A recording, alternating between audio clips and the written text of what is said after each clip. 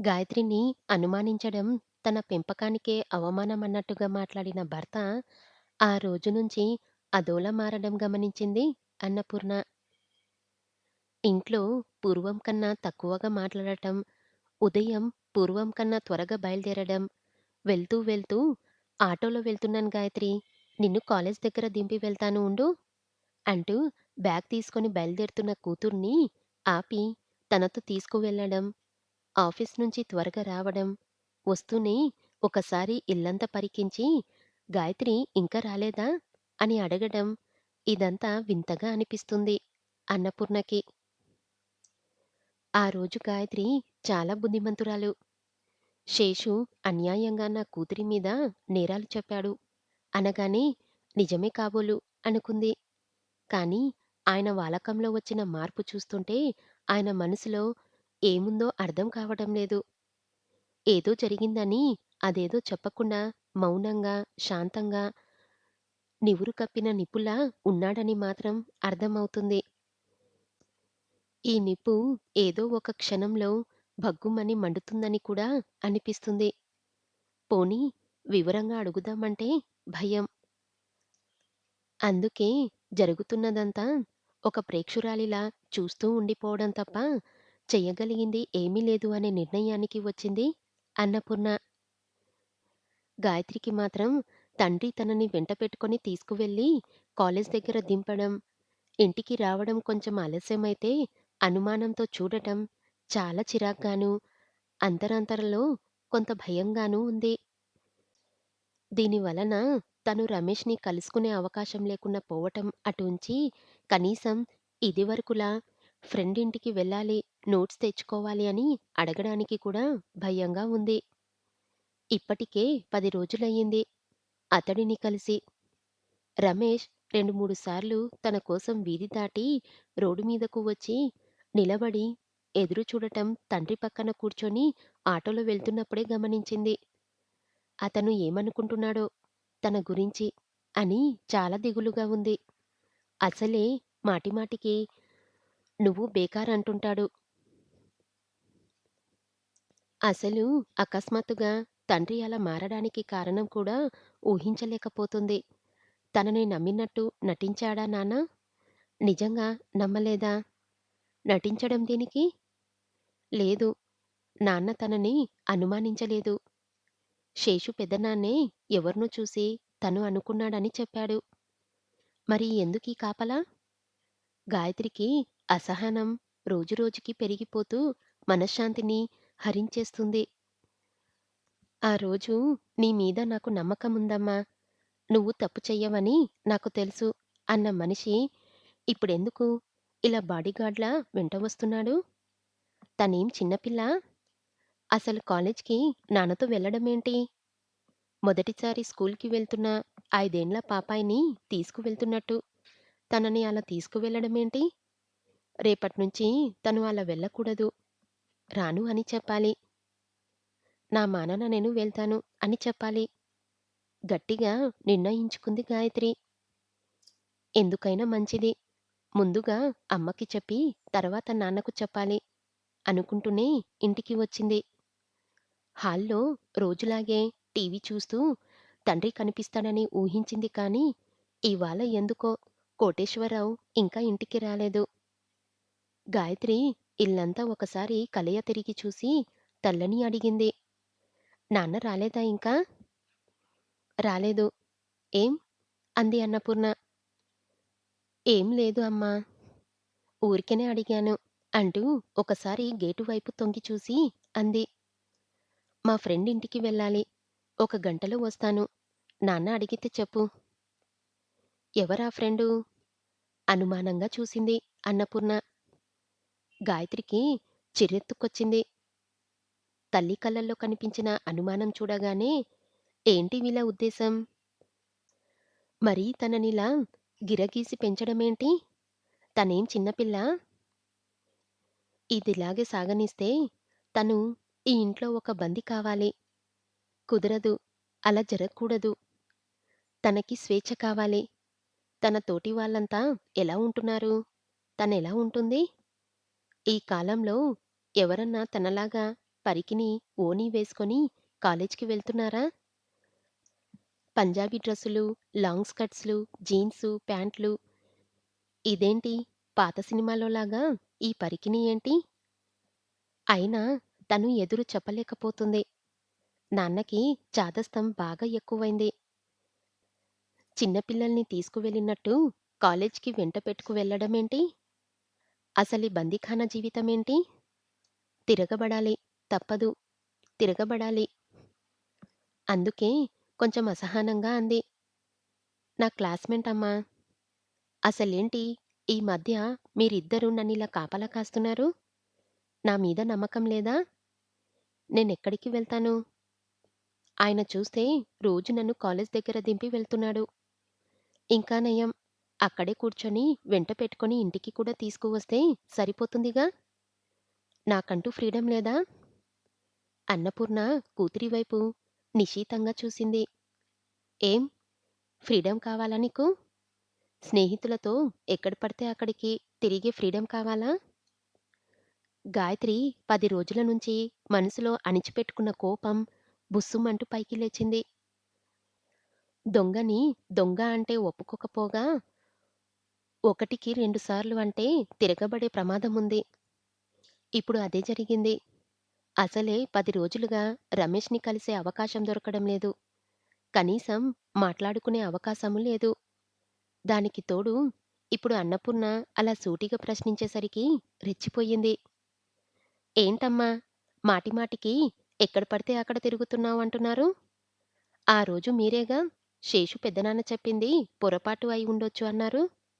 మళ్ళీ అనుమానమా? అంత అనుమానమైతే కాలేజీ మానేస్తా. పెళ్లి చేసేయండి. పిల్లల్ని కంటూ వాళ్ళని పెంచుకుంటూ పడి ఉంటా. లేదంటే ఇక్కడే అంట్ల గిన్నెలు తోముకుంటూ కూర్చుంటా. అంతేకాని ప్రతిక్షణం నన్నిలా అనుమానిస్తూ ఇంట్లో నుంచి బయటికి కదలనివ్వకపోతే విసుగు పుట్టి ఎటన్నా పారిపోతా. అన్నపూర్ణ కూతురి ఆవేశానికి అవాక్కై చూస్తూ ఉండిపోయింది. గాయత్రి మళ్ళీ అంది. ఒకసారి బయటకు వచ్చి మారుతున్న ప్రపంచాన్ని చూడండి. ఈ కాలంలో ఎవరన్నా నాలాగా ఉంటున్నారా? మంచి డ్రెస్సులు లేవు. ఒక ఫ్యాషన్ లేదు. సరదాగా ఫ్రెండ్స్‌తో ఎక్కడికి వెళ్ళనివ్వరు. చదువుకోకపోతే పెళ్లి కాదేమో అని చదివిస్తున్నారు. లేకుంటే నా మొహాన అది కూడా ఉండేది కాదు. ఛీ! వెధవ బతుకైపోయింది. విసురుగా అక్కడ్నుంచి వెళ్ళిపోయి తన గదిలో దూరి తలుపేసుకుంది. అలా వేసుకోవడంతో కోపం ప్రదర్శిస్తూ తలుపు గట్టిగా చప్పుడయ్యేలా వేసింది. అన్నపూర్ణ మ్రాన్పడి చలనరహితంగా కూర్చున్న చోటే బిగుసుకుపోయింది. ఇది గాయత్రేనా? తన కూతురు నోర్లేని గాయత్రేనా? ఆడపిల్లలకి అణకువ, వినయం ఉండాలని పద్ధతిగా పెంచిన గాయత్రేనా? ఏమైంది దీనికి? బెలూన్‌ని కాలి కింద అణచి ఉంచినంత సేపే. కాలు కొంచెం పక్కకి జరిగితే, ఆడపిల్ల కూడా అంతే. దాని హద్దుల్లో ఉంచు.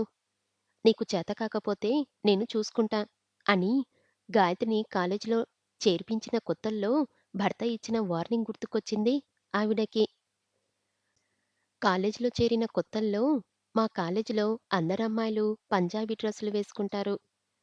నన్ను చూసి నవ్వుతున్నారు. నాకు డ్రెస్సులు కుట్టించు అంటూ పేచి పెట్టింది గాయత్రి. అప్పుడు ఎట్టి పరిస్థితుల్లోనూ పిచ్చి వేషాలు వెయ్యడానికి వీల్లేదు అని చెప్పేశాడు కోటేశ్వరరావు. అయితే నేను కాలేజికే వెళ్ళను అంటూ 2 రోజులు పంతంగా ఇంట్లోనే ఉండిపోయింది.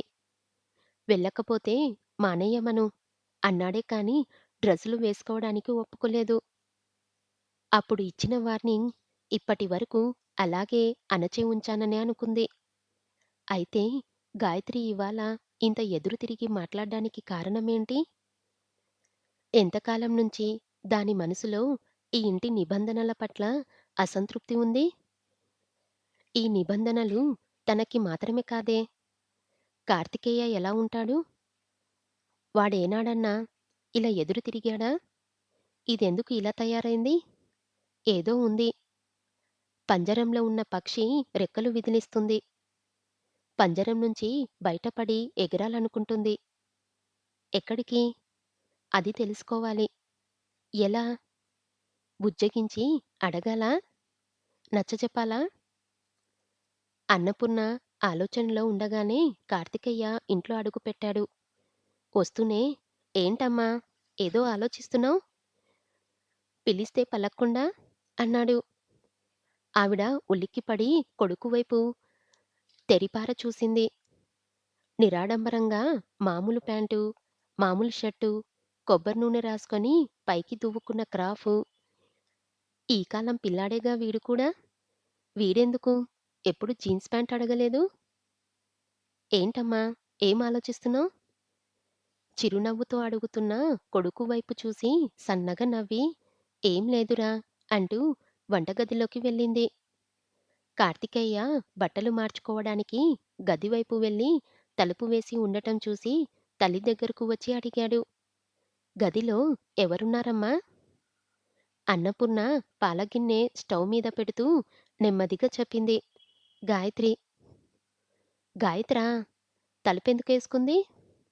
ఆశ్చర్యంగా అంటూ తిరిగి గదివైపు వెళ్ళి డోర్ మీద వేళ్ళతో కొడుతూ గాయత్రి తలుపు తీ అన్నాడు గట్టిగా. కార్తికేయకి చెల్లెల వ్యవహారం ఈ మధ్య చిరాకుగా ఉంది. 2 బెడ్‌రూమ్‌లు ఉన్న ఆ ఇంట్లో అన్నపూర్ణ, కోటేశ్వరాల గది ఒకటి, అన్న చెల్లెళ్ళు చదువుకోడానికి, పడుకోడానికి ఒక గది. కానీ ఈ మధ్య గాయత్రి ఆ గది కేవలం తనది మాత్రమే అన్నట్టు ప్రవర్తిస్తూ ఎక్కువసేపు గదిలో తలుపేలేసుకొని కూర్చుంటుంది. కార్తికేయ గదిలోకి రాగానే మొహం చిట్లిస్తుంది. పైగా చదువు కూడా బాగా నిర్లక్ష్యం చేస్తూ అందరూ పడుకోగానే ఒక్కతి వెళ్ళి టీవీ ఆన్ చేసి అర్ధరాత్రి దాకా చెత్త ప్రోగ్రామ్స్ చూస్తుంది. తండ్రి ఇచ్చిన సూచనలు పాటించి ఈ మధ్య చాటుమాటుగా గాయత్రిని గమనిస్తూనే ఉన్నాడు కార్తికేయ. కాకపోతే గాయత్రి అదృష్టం ఎప్పుడూ రమేష్‌తో ఉన్నప్పుడు అతని దృష్టిలో పడలేదు. పడి ఉంటే కథ వేరుగా ఉండేది. మరోసారి తలుపు తట్టబోతుంటే గబల్న తీసుకొని మొహం మటమటలాడిస్తూ బయటికి వచ్చింది. ఆమెని చూసి విసుగ్గా అడిగాడు. ఎప్పుడు ఎందుకు తలుపేసుకొని కూర్చుంటావ్? ఆ గది నాది కూడా. తీసుకో. నువ్వే తీసుకో. నేనసలు ఇంట్లో నుంచి వెళ్ళిపోతా. మండిపడింది. అమ్మా! ఈవిడకేమైంది? పిచ్చిగాని పట్టిందా? తల్లికి వినిపించేలా అరిచి లోపలికి వెళ్ళిపోయాడు కార్తికేయ. అన్నపూర్ణ కాఫీ కప్పుతో వచ్చి, కార్తీ! ఇదిగో కాఫీ అంటూ కప్పు టేబుల్ మీద పెట్టి గాయత్రి వైపు సీరియస్‌గా చూస్తూ అంది. నీకేం పిచ్చి పట్టిందా? ఎందుకు అఘాత్యం చేస్తున్నావ్? నువ్వు ఎంత గింజుకున్నా ఇంతే. ఈ ఇంటికి కొన్ని పద్ధతులున్నాయి. వాటి పరిధిలో బతకాల్సిందే ఎవరైనా. నువ్వు అఘాయిత్యం చేసినంత మాత్రాన పరిస్థితి మారదు. అర్థమైందా? నాకు తెలుసు. అన్నీ తెలుసు. నేను మారను అంటూ గబగబా హాల్లో నుంచి బయటికి వెళ్ళి చెప్పులేసుకుంది. ఎక్కడికే? గట్టిగా అడిగింది అన్నపూర్ణ. నాకు పనుంది. ఏం పని? ఈ వేళప్పుడు?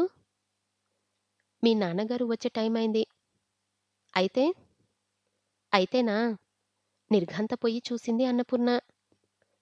ఆవిడ చూపులకి కొంచెం బెదిరిన గాయత్రి తన ఆవేశాన్ని అణుచుకుంది. ఒక్క క్షణం ఆవిడకి సమాధానం చెప్పకుండా గేటు దగ్గరికి వెళ్ళి గేటు తెరిచి అక్కడే నిలబడి వీధిలో అడుక్కుంటున్న పిల్లల వైపు చూస్తూ నిలబడింది. ఇంతే వయసులో ఆగిపోతే ఎంత బాగుండేది? ఆడపిల్లలకి ఎదుగుతున్న కొద్దీ హద్దులు గీస్తుంటారు ఎందుకో. అయినా ఈ చాదస్తలన్నీ ఈ ఇంట్లోనే. తన క్లాస్‌మేట్స్ అందరూ ఎంత ఫ్రీగా ఉంటారు. అమ్మాయిలు, అబ్బాయిలు కలిసి రోజూ పక్కనే ఉన్న పిస్తా హౌస్‌కి వెళ్ళి అవి ఇవి తింటూ కబుర్లు చెప్పుకుంటారు. తను వాళ్ళతో కలవాలని ఎన్నో సార్లు అనుకుంది. కానీ ఎవ్వరూ తనని పిలవరు. అందుక్కారణం తన డ్రెస్సింగ్, తనని వెలిసినట్టు చూస్తారు. ఈ కాలంలో ఈ డ్రెస్సింగ్ ఏంటి? గాయత్రి నువ్వు మారాలి అంటుంటారు. మారాల్సింది తను కాదు, అమ్మా, నాన్న. ఆలోచనలో ఉన్న గాయత్రి ఉలిక్కిపడింది. తన మీద ఏదో పడింది. గబుక్కున జరిగి ఓని చేత్తో దులిపింది. తన కాలి కింద పొడుగ్గా చుట్టిన కాగితం. వంగి తీసుకొని తలెత్తి ఆ కాగితం వచ్చిన వైపు చూసింది. కొంచెం దూరంగా వాళ్ళ ఇంటి వైపు వెళ్తున్న రమేష్ వెనక్కి చూస్తున్నాడు గాయత్రి వైపు.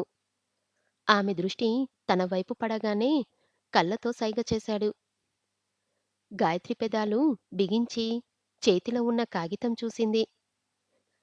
నెమ్మదిగా తిరిగి లోపలికి నడిచి గేటు వేసింది.